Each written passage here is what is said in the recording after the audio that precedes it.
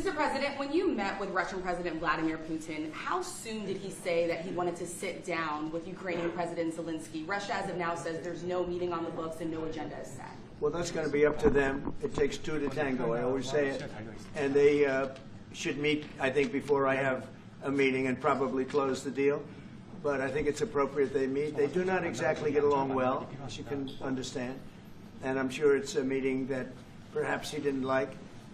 But he wasn't happy about coming to the United States either. That was a big concession, and I appreciate the fact that he did. You know, I've always had a very good relationship, despite a fake Russia haunt that we had.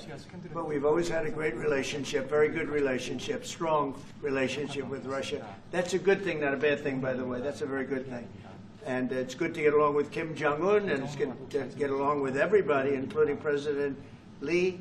It's good to get along, and I get along with the foreign leaders. You see that with the biggest group of foreign leaders that we've ever had. Don't forget the European Union was here also representing a large group of countries just recently. So I believe that we're going to get that war straightened out. We're going to get it done.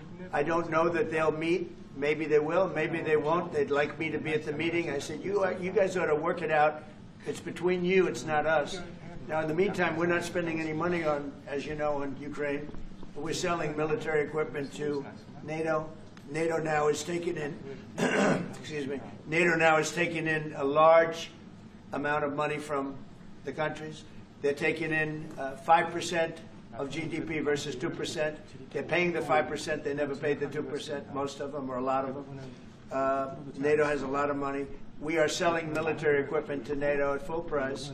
And NATO's distributing that equipment to wherever they are, I mean, perhaps to Ukraine. So NATO's working with Ukraine. Biden was giving hundreds of billions of dollars, just willy-nilly, just giving money. He had no idea where it was going.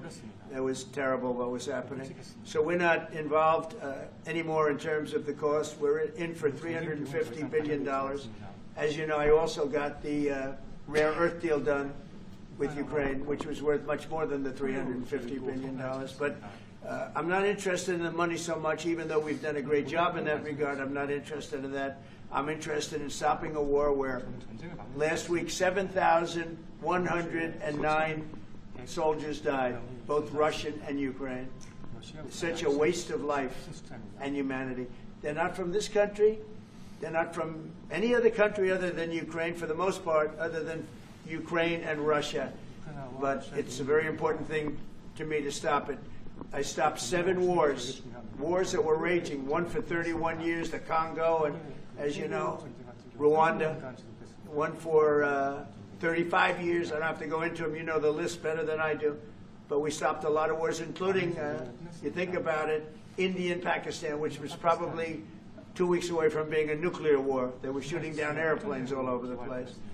So I'm very proud of that. I thought this would be, in many ways, the easiest way. I have a very good relationship with Putin. I thought it would be the easiest one to stop, and it's really not.